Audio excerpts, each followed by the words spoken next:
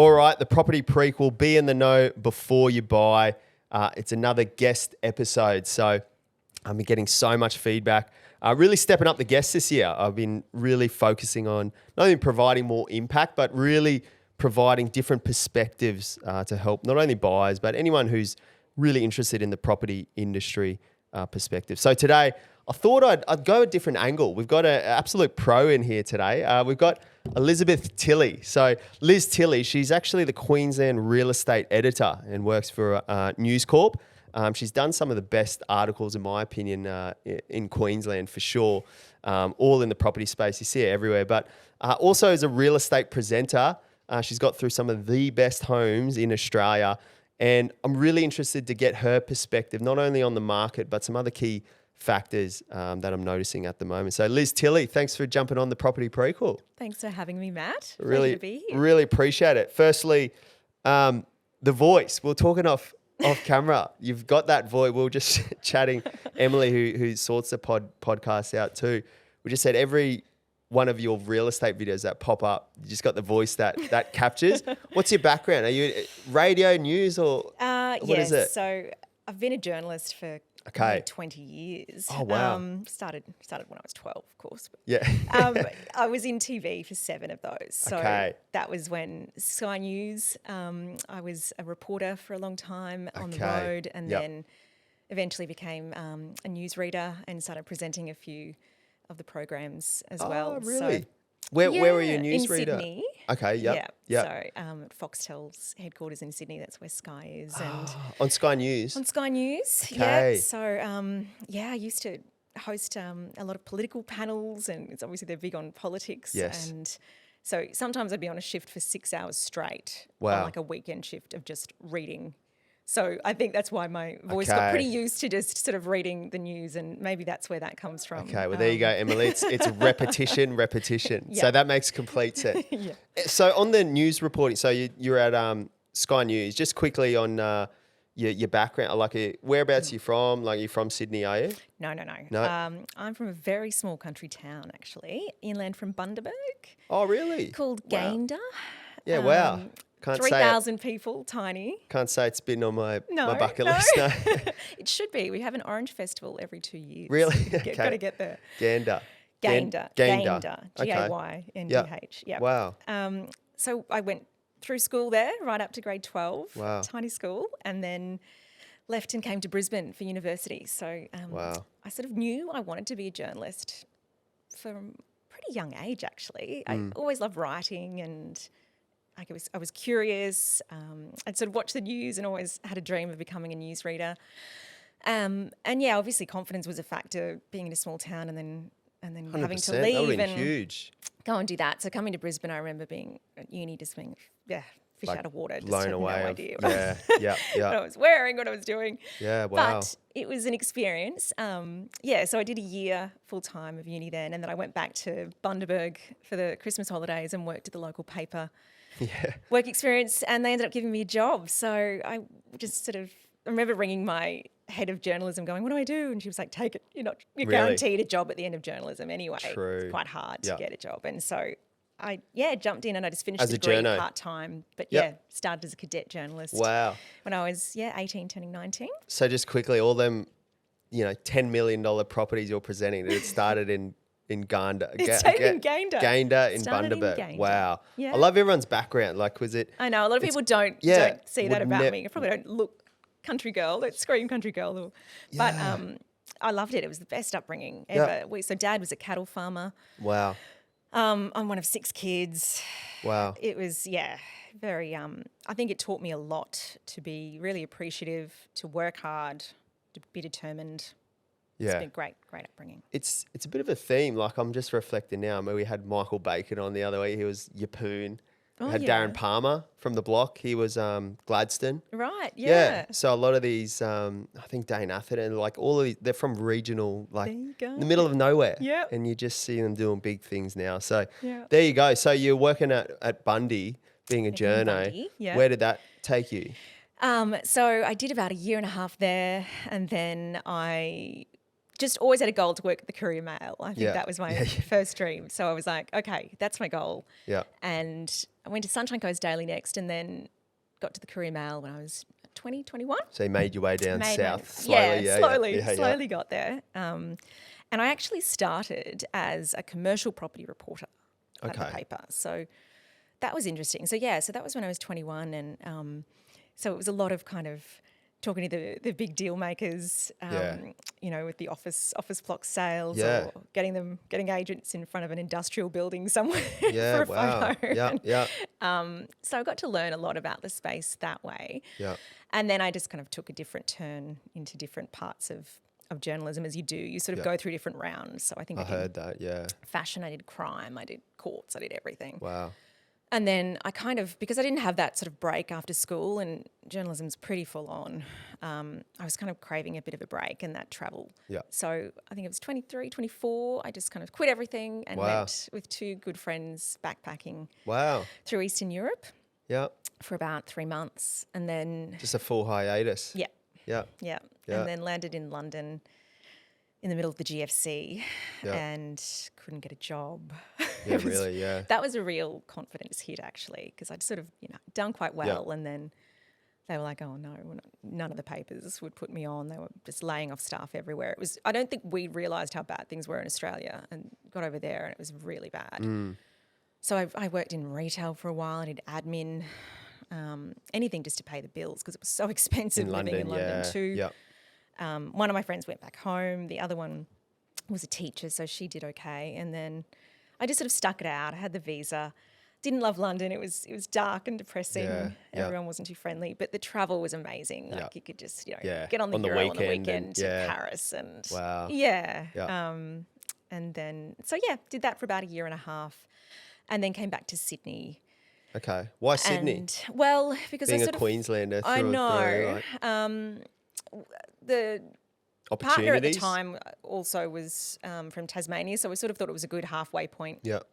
to go, and job opportunities. I think Yeah. after being Yeah, somewhere yeah. where I was struggling, we were like, well, Sydney, and I wanted to try TV. Yeah. I kind of thought, well, I've done the print thing, Yeah. I'm going to try TV, Get in front of a camera. Yeah. which is quite hard to do the pivot, because you'd think it'd be the same, but it's actually totally different style of writing. Hmm. You've got to write so succinctly for TV. If you notice, like the 1.5 minute packages, Yes. and there are lots of little grabs in there, so you have hardly got any writing. You've got Yeah. to be really clever with it and write to 100%. pictures. So I found that quite hard, and just kind of landed at Sky News, and that's a really fast paced kind of newsroom, and Yeah. I bet. yeah, I bet. yeah, What lots of did you personalities. What did you learn in that transition of I guess just on like life skill? Like it sounds like you're still in your 20s at this stage, is it? Or coming into Then, back then, yes, yeah. I was, yes. What Yeah. I mean, that's a big shift for for anyone listening, maybe in going through that sort of pivot in life. I mean, I was at this retreat actually, and I was chatting to this girl. She was like 25, so young, and we were talking. She's like, she wanted to have life figured out and all this sort of. And I was just like I'm still young in my early 30s, and I just gave her some advice on like the pivot and trying to, when you're in your Yeah. 20s, you think you got to have it all figured out. So. Absolutely. What would be your advice on that? That's a big move, like for any young people out there. Oh, yeah, don't be in a rush. I definitely remember thinking, I think that's why I went overseas, because I was like, Yeah, I you didn't don't have know. it figured out. I'm not yeah. exactly sure what I'm doing. Is this the path I want to be on? And I just wanted to make sure I saw a bit more of the world. You can sort of get easily into Yeah. your little bubble, and Yeah. particularly in Brisbane and Queensland, Yeah. socially conditioned to sort of couple up, settle down, Yeah. get married at a certain time, Yeah. buy the house, have a stable job, and you go overseas and you start to realise that it's not really that important. It doesn't have to be Yeah. that sort of a formula. You just you get to learn a lot more about life and about people, and so I would recommend to anyone who can do it in their 20s to travel, because it is such an eye-opening and learning experience. Yeah. And then, changing careers in a way, coming back, living in a different place. It was quite, it was, as I said, it was a confidence hit, but it was also so character building, like Was having it? to learn how to do it tough. And, Yeah. some days I just couldn't afford to eat in Yeah. London. And, Yeah. Wow. yeah, it makes you stronger in the Yeah, end, I I bet. suppose, I and bet. more determined. It certainly did for me, and the same with TV. Like it's you either really sink or swim in that. It's pretty cutthroat, game. isn't it? Yeah. It is, and there's just not a lot of feedback, Yeah. so you sort of don't know how you're going a lot of the time, and you just got to give it a go and work hard, and yeah, I found it tough in a Yeah. lot of ways mentally, but I Got think pushing through. push through. Yeah. Yeah. Love that. and, Yeah. And then where did that sort of take you? You're at Sky News and doing all those sorts of in Sydney. Yeah. Where did And that take Sydney's you the then? the place to be to Yeah. really make it big in media. Yeah. But a few sort of personal things happened that made me realise maybe it's not the be all and end all to do that. And I didn't think, I missed home. Yeah. I didn't sort of see myself settling in Sydney. It's a beautiful city, but it's hard. It's a real rat race there. Yeah. And yeah, so I came back home, and they helped me set up an auto cue back in Brisbane, so I could still read the news and host programs from the Brisbane studio, which Yep. was based at News Corp, Yep. because by then we were fully owned by News Corp. So yeah, I came back and did that, and did a lot of video journalism then, which was a really hard skill that I still really appreciate. But gosh, I remember doing election campaigns and Wow. having to sort of, being on the bus and then having to grab a tripod and a camera and this thing called a live view, which makes the signal go Yeah, live, and yeah, you're having to yeah. set all that up, Yeah. then look kind of okay, Yeah. and then know what I'm going to say, and do a live cross every sort of half hour at that point. They were Jeez. wanting one while traveling all over the state, like 3 different places in a day. Wow. Yeah. So you certainly learn your skills. Yeah. It was amazing. Great, Yeah. the best experience ever in that regard.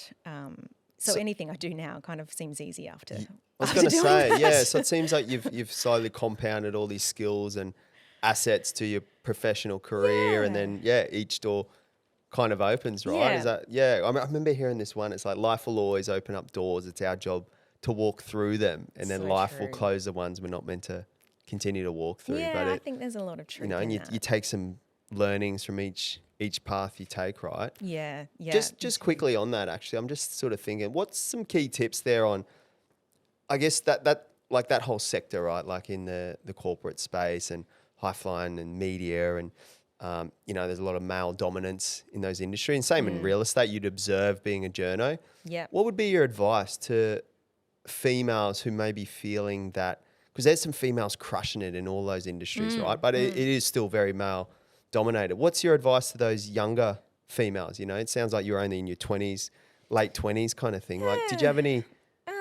I just don't be intimidated. Try not to be intimidated by it. You've got every right to be there as much as anyone else. I definitely, yes, it was still male dominated and it is in the upper management levels, Yeah. but not so much at a journalist level. There's Yeah. a lot more females Yeah. there now. So I didn't find that so much of an issue, but yeah, possibly. I mean, if you watch a few of those movies like Bombshell and Yeah, things, yeah. you kind of know a little bit about that. Yeah. I didn't encounter too much of that, fortunately. Yeah. I mean, yeah, in the early days I worked for Sky Business, which was like a business program. So you did a lot of finance news and you'd interview a lot of people in that industry, and that was very male dominated. Yeah. And so that could be hard. But yeah, you just got to not let it get to you, I think. I'd like to think we're just past that now. And really, workplaces are so aware of it and have so much of a responsibility that Yeah. most men are really too scared to get away with, being inappropriate or bullying Yeah. these days. It does happen, but definitely don't let that put you off going Yeah. into one of these industries. I mean, real estate and journalism have a lot of parallels, actually. Huge, yeah. The work, the hard Definitely. work, the long hours, Yeah. both don't have great reputations. Yeah, I can see a lot in Yeah. that. And male dominated mostly Yeah, still. definitely. And then did that sort of lead you into the real estate space? Like, did you end Yeah, up so- did you end up getting your Courier Mail dream? Yeah, Yeah, you I did, did, didn't you? I Yeah. did, and twice. Oh, So I good. ended up Good on ya. after Sky, after a while doing the business, the Brisbane bureau chief role. I had a few staff under me. it was a bit chaotic, and I just couldn't plan anything in life. So sometimes you'd get a call at 4:30 from the chief of staff in Sydney saying, "Oh, there's been a house fire at Logan. We need you there for a cross in an hour." Yeah, so yeah. I'd just be all over the place. And Yeah. I was kind of I was kind of about early 30s. Yeah. And I was like, I can't do this anymore. Yeah. I've done it. I've done my dash Yeah. here. So I wanted to get back to the Courier Mail. Yeah. Wanted to stay in Brisbane, just wanted a little bit more work-life balance. I thought I'll go back to print. And then the current editor, Michelle Heel, who's a really good mentor of mine, she was the real estate editor at the time. Yeah. And she was like, yeah, come work for me. Yeah. So Unreal. yeah, so I got back into newspapers, and it just sort of happened to be real estate. And I grew to love it. So it wasn't, I'll be honest, it wasn't really a passion of mine. Yeah. It's not like I have Yeah. this massive portfolio. People sometimes think I do and Yeah.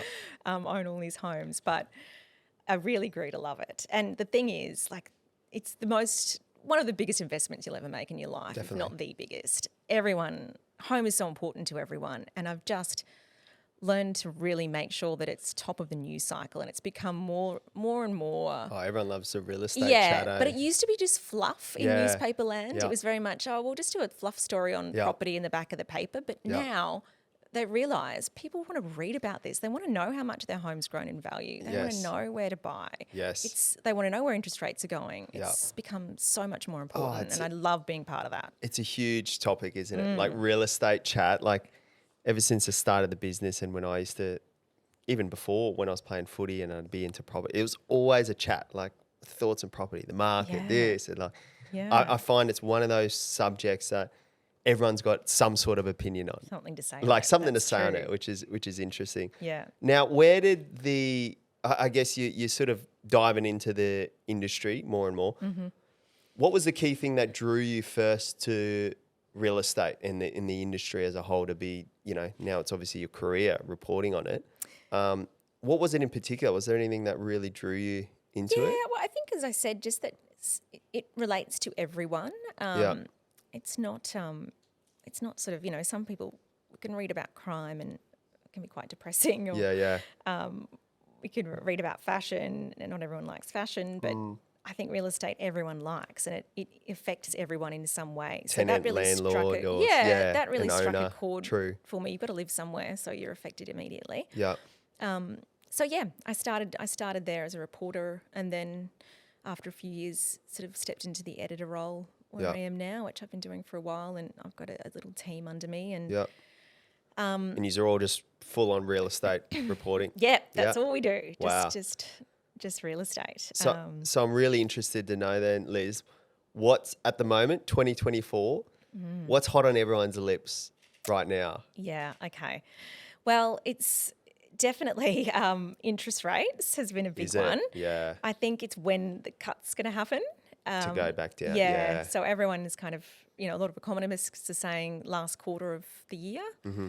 And I think already we're starting to see that confidence come through, just because we've had such a pause. It's Yeah. made such a difference for buyers and sellers' confidence. And we're seeing that in the sales volume since the start of the year, auction Yes. clearance rates, Yes. auction volumes.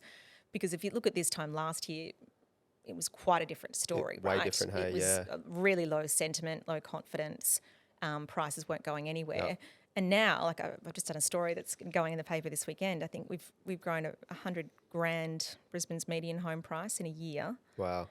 and just in the last quarter, it's been about $50,000 on average in most Wow. suburbs. It's Yeah, wow. that's just that confidence, and that's because there's been that interest rate pause and Yes. the fact that they might go down again, even though I can't see them going down a lot. It's amazing how that can have such an Sentiment, impact hey? on sentiment. Yeah. Yeah. So there's that. There's also where to buy, if it's still a good time to buy. I mean, it's been a seller's market for a while now because Yep. we've still got such low supply and high demand, Yep. as you know. Yep. And so buyers had sort of been on the sidelines, but they're coming in now going, okay, I don't think things are going to change much. I can't see prices dropping. So then it's like, where do we buy? And affordability is huge. Yes. Cost of living Yeah. is having such an impact. So, where can we get in Yeah. at a good price that's going to be a good investment. So Yeah. they're really looking for those kind of tips. So those sorts of articles always tend to really Go really perform well. and Yeah. really Which are the suburbs where we're going to have the interesting. best rental yields. And Yeah. A bit on your, I know you know, like economist or experts, I think, but I really love, I guess, the angle of you reporting on it, right? Like, what's your opinion, I guess, on the supply demand ratio? Obviously, like you said, and it's all, you're obviously doing your research, like it is low supply, high demand still, right? Especially for Southeast Queensland. What's your thoughts on it? Do you think it's going to ease up? it's really hard. And as you said, like I'm just the messenger. Yeah, I'm the yeah. journalist. I'm not the property expert, but the economists I talk to Yes. often have different views on things. And Do they? the one Yeah. I spoke to yesterday was sort of saying, I mean, and Southeast Queensland's quite a different market to the rest of Australia. I think people forget that. Like Yeah, you can't definitely. just look Yeah. at Australia as a whole Yeah. because in Melbourne it's completely different. They've had a huge rebound in listings since the start of the year, and even Sydney, but we still haven't. And I think it's just part of the problem that when people go to sell, there's just nowhere to buy, and that's I just can't see when that's going to change. To shift, yeah. I think economic conditions are going to have to get a lot worse for that to happen. And the only sort of risk I can see there is maybe unemployment rising. A lot of people are saying that could be a problem. Yeah, okay. We're already starting to see that. Yeah. And then, that could have a bit of an impact. But at the moment, I don't know. I can't really see things changing for a while because we've also got the immigration, right? Everyone is wanting to live here. So the demand is not stopping. That's going to keep coming. So even if supply does come up a bit in terms of more sellers listing, that's getting eaten up so quickly because of all this Yes. demand. And then from the construction perspective, we're way behind in terms of building new stock, particularly with new apartments. Yes. They're way behind. Most developers have stalled with new projects because they just don't stack up financially now because costs are so high and they can't get a builder. I mean, in Exactly Queensland, right, you've yeah. got the two big builders are tied up with infrastructure projects or Olympic projects for the next True. 8 It's a years good or point. so. Yeah. McNabb and Hutchies, there's no way. They're not doing any other projects for private developers. So Interesting. that's a huge issue. And I just don't know. That's where I just wonder where these people are going to keep living. Yes. As the keep coming migration. here. Yeah. And the homelessness crisis is just going to get worse. Yeah. Rental yields are super low, tight as well. Yeah. And it's amazing there, Liz. Like that's some absolute fire. That whole 1 minute there, I think, is a really good snapshot. I think for anyone out there who is trying to understand the market on a I guess macro level, it's like you said there, like more people coming in, right? Yeah. Migration levels, like you've heard it there from a top real estate journalist. Like all the numbers are saying, as you know, like migration's coming in, but like you said there, and that I've never thought around that. The big builders are all stuck on infrastructure. Yep. That's bigger.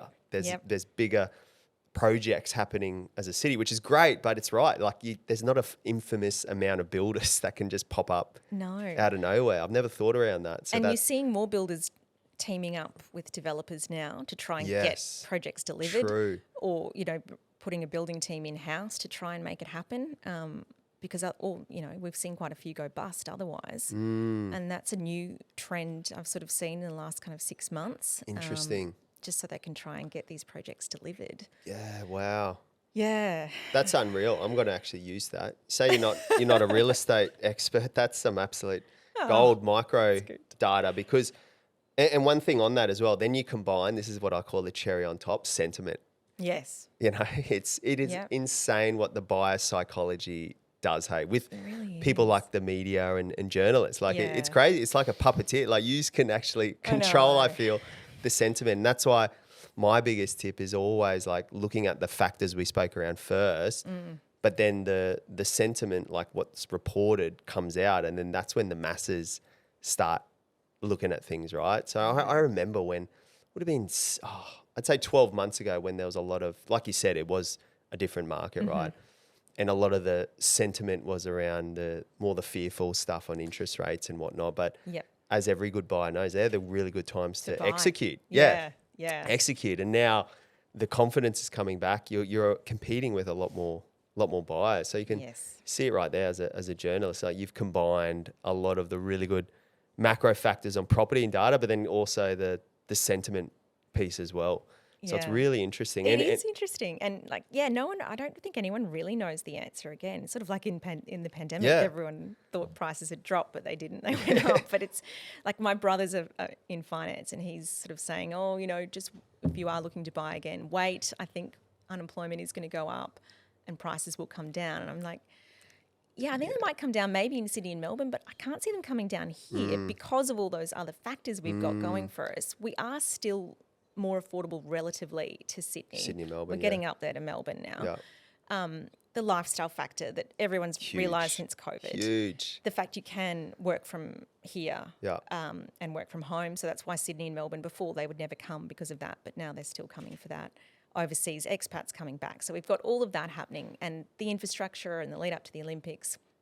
And because of that, I don't see them dropping here. So Yeah. then it's like, well, do you get in now before? Yeah, Because they're just going to it's- keep rising. Yeah. Do you wait? Do you get in? It's a really It's long interesting. question. Yeah. Yeah. It's really interesting. No, well, that gives a heap of perspective and hopefully some things for buyers. I just want to touch on, I know another topic you guys write a lot on is like for tenants and Yeah. this crazy vacancy tightness.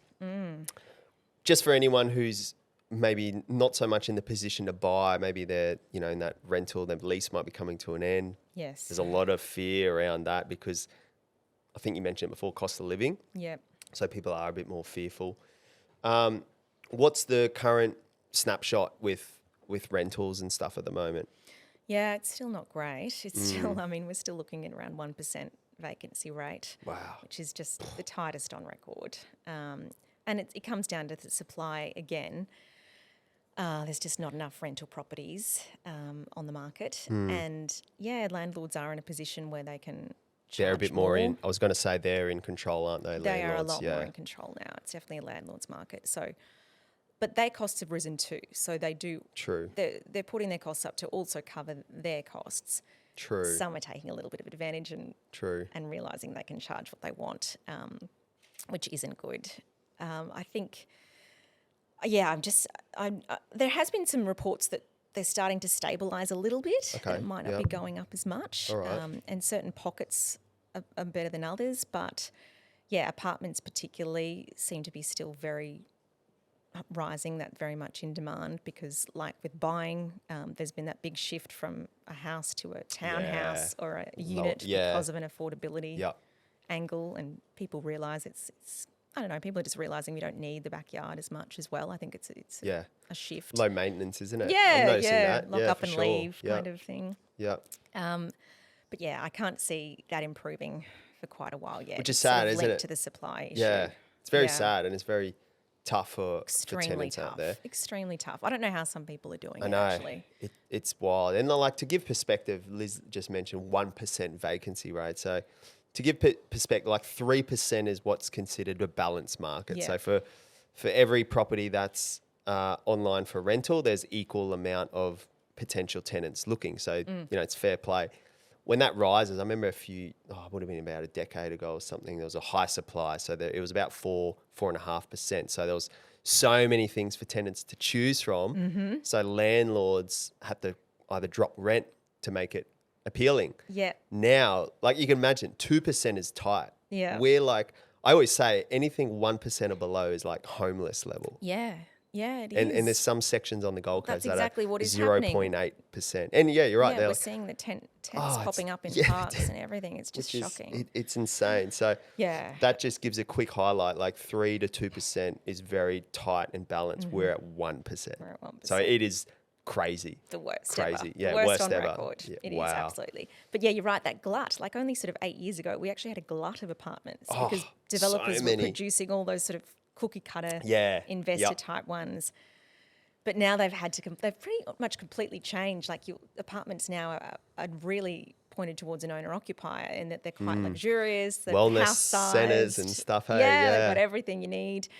But yeah, the big debate, I suppose, and this is what a lot of people have an issue with the government for, is that they're not really addressing the key issue, which is 90% of of rental stock is supplied by private investors, not the government. So Yes. all these deterrents to investing that the government have tried to bring out is just not helping the situation. The only way to improve it is to get more supply, so to get more investors to buy and rent out stock. So we've got more rentals. Yes. But instead they keep trying to bring in deterrents like land tax or Yeah. rental caps and things Yeah. like that, which look good politically because they think, well, voters are like, We're yes, looking after- you're in the tenant's yes. favour. But over the long term, it's not, because it's stopping people from buying an Shelter investment for- property yeah. that will house more renters. You know what I mean? Yeah. I just don't think a lot of people understand that. It's a bit of fire there. I love It that. does. It makes me angry. Emily, that's a bit of micro content. That is actually unreal because it's true. Like, Liz, it's exactly right. I remember, like, I'm an investor myself, and I remember when was it, last year? What was the one they brought in and it got stopped? REIQ put a stop to it. I know that she come out and defended again. Yes, I know. It was That's like what I was trying to think of. It was insane. Like, it was ridiculous. It was like, It wasn't a land tax. It was a. it was, I forget. We'll probably remember it off air. But it was It was it a was- tax. it was like for anyway 2 that weeks, was- 2 to 3 weeks, And hey. then They they had got that ri- much pushback. They got rid of it. Yeah. Um, But even that apparently just any state. Didn't matter what state it was or something. that you had an investment yeah, property. it be would taxed. accumulate the Yeah. tax, and as soon as you go over the threshold, because what some investors, this might add some value to buyers who want to buy multiple properties, is there's a threshold in each state. Yes. So Queensland, I think it's 700 on land value, and as soon as you go over that threshold, you start 750 paying or something, land yeah. tax. Yeah, but I think the rule was if you had a few properties, and what good investors would do, they'd provide shelter all around Australia, which is great. But it also, from a tax player, it'd help them minimise tax because they might buy a few, hit the threshold in New South Wales, then move to Queensland. Yep. Then they'll buy a few in Perth, and each state has different thresholds on land tax. Yep. And I think it was something like they combined it all Yeah. as a whole, That's which is right. just like, as an investor, your outgoing is all of a sudden like quadruple. Yeah. And it's just like, I'm not buying any more investment property. That's crazy. No, it was such a stupid was idea. It was stupid. just, and I just think, who are they getting their advice from? And you just think, well, it's purely political. Yeah. They're trying to get I never through to thought, people yeah. who don't quite understand how it works. I and never just thought give about that. message. Hey, like the voting, like Yeah. the mass market voting. It's like, Yeah. yeah, we're doing our bit. We're doing a bit for tenants who are True. struggling. We're gonna get in the greedy landlords. Yeah. When in fact most landlords are mum and dad investors who have a primary place of residence and one investment property. Mm. Yeah, They're that's not- true. Yeah. they're not Yeah. really not that wealthy Yeah. people. I heard a stat. There's if you look at in Australia, I think it's like if you own one investment property, like one or more, so two max, like you've got your owner occ and then maybe one or two, you're in the top 20% of Australia, which is crazy. Like in terms Wow. of investors, so you're exactly Yeah, not many there you people go, actually yeah. own more than one property, No. which is insane. There's a very minuscule amount over two, which is just blows my mind. So Yeah. you need to be doing everything possible to allow those investments to drive shelter into these Yeah. and places. from everything I'm hearing on the ground anecdotally, they do seem to be coming back into the market, investors. That's and good. you'd yeah, probably know for as sure. well. Yep.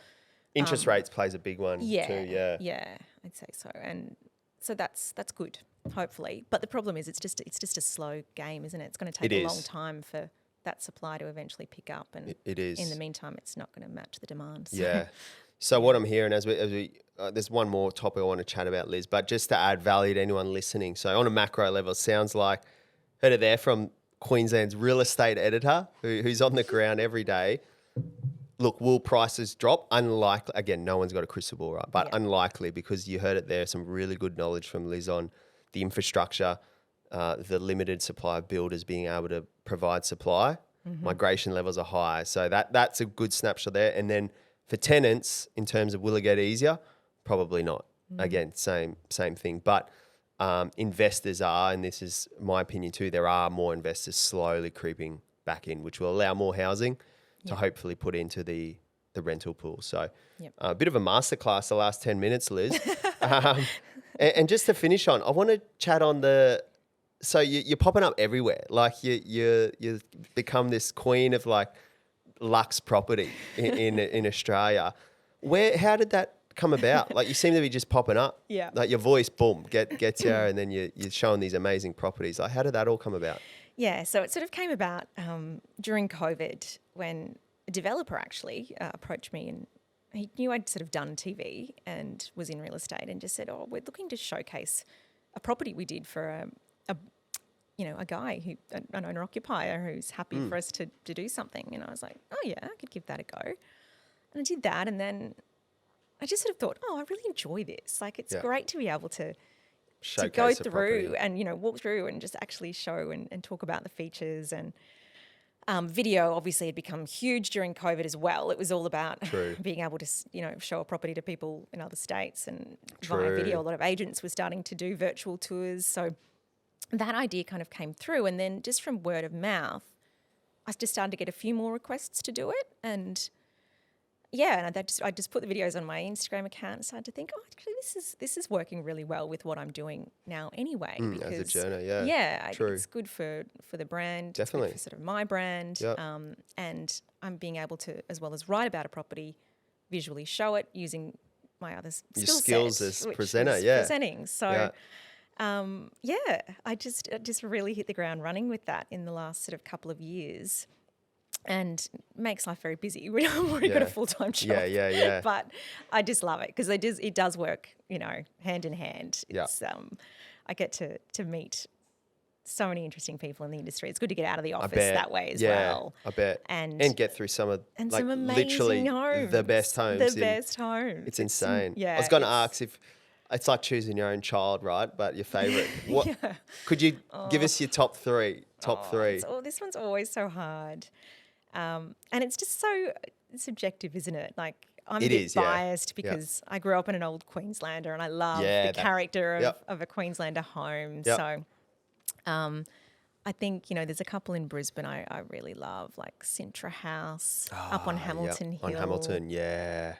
Amity House, which was the one that holds the record, 20.5 million it sold for on the river in New Farm. That's another sort It's of a old Queenslander. Queenslander. Oh, yes, I did see that. Yeah. But then when you're looking sort of at other sort of acreage ones, I think we were talking just a minute ago about M Estate, the recent one I did in Tallapudgera Valley. That is Kaloshi insane. is selling. That's the sort of dream, isn't it? It's a new home, but it's just so grand, like arches, very Mediterranean, sort of European, and made for sort of indoor-outdoor living, which is so important here. I think, you've got to get that right now. That integration between indoor-outdoor, almost like it doesn't exist. I think that's when it's a good home. Yeah. And you've got the pool, you've got the helipad, you've got it all. Yeah. I think, that was pretty special. Yeah. So there's some of Liz's top three. I was going to ask because we get a lot of listeners actually who going to flip and sell and renovate for profit. Like there's a lot of those kind of listeners. I was going to ask from your perspective. Again, you're a real estate journalist, so we're not saying you're by no means an expert. Like you get through. So I'm interested in your perspective. What do you feel the key characteristics? I mean, not everyone's got 10 to 15 mil reno budget to put a helipad and everything in. Think of your everyday sort of mums and dads having a crack, and they want to get into the property market and do a good reno. What are those key functionality points of a property that you feel you shouldn't miss? Yeah, I think, a cosmetic reno can go a long way these days too, if you don't have the budget. And, a good fresh coat of paint I think is essential. Redo the floors. Yeah. Don't worry about adding in any sort of quirky flourishes because most people won't like it. You've got to sort of keep it really neutral, I think. So forget about a feature wall or anything. Keep it pretty minimal. I think kitchen and bathroom is something Other key areas you really want. Yeah. Looking pretty schmick. Yeah. If you can focus on that and just sort of general presentation, making it look good. If you have got a bit more money to spend, I find everyone's looking for a home with a second or third living area now. True. Very true. Butler's pantry, powder room, often a pool house to go with the pool. Makes us a good sort of guest retreat. That's a good point, actually. Flat.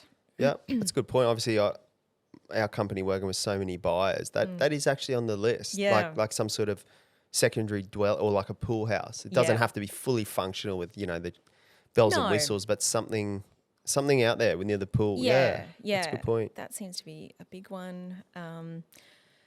And then the master suite's got to be like the retreat now. Yeah. You've got to have the Yeah. walk-in robe and A banging master freestanding is bar. becoming like It's become a big non-negotiable. thing. Yeah, I Yeah. agree. the other rooms doesn't sort of matter so much as long as you've sort of got that guest room separate Yeah. and then an amazing master retreat. Yeah.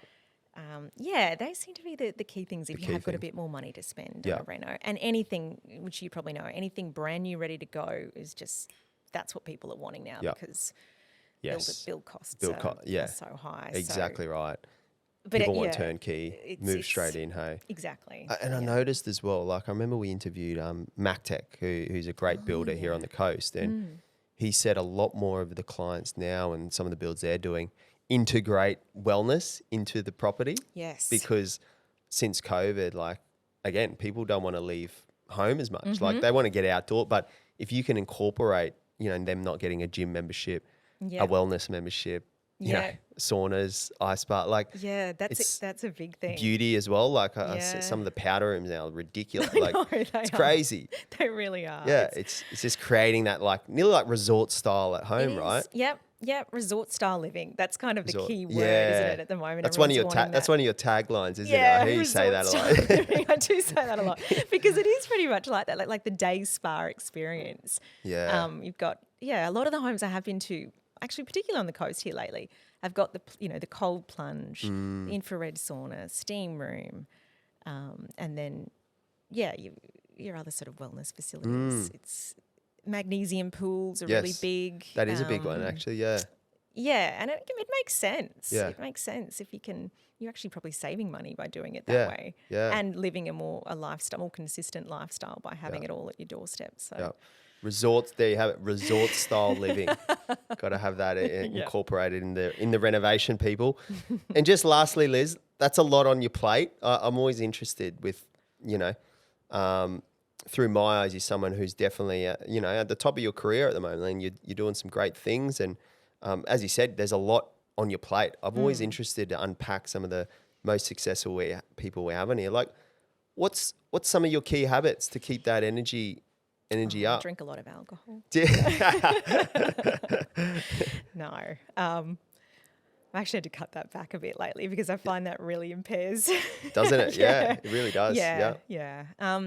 Yes, when I've got a particularly busy week of sort of like this week, I think I've had about 4 videos and writing the Saturday spread and lots of meetings and planning and things. I just really have to be consistent. So I think, as we were talking about going to retreats, I like to go to wellness retreats once or twice a year to really sort of reset. Yeah. I've become sort of part of that 5 a.m. club which I think makes a big difference.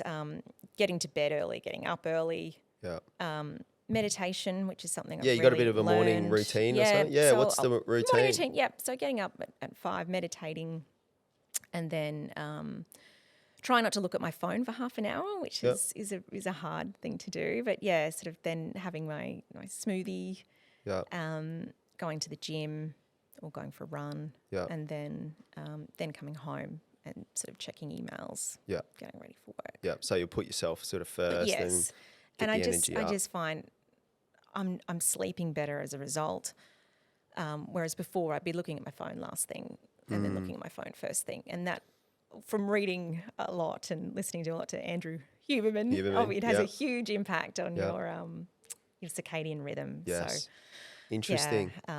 getting them, just winding down by the end of the day as well. So I try to do most of my workload early while I've got that serotonin kick in, and then trying to wind it down sort of by 4.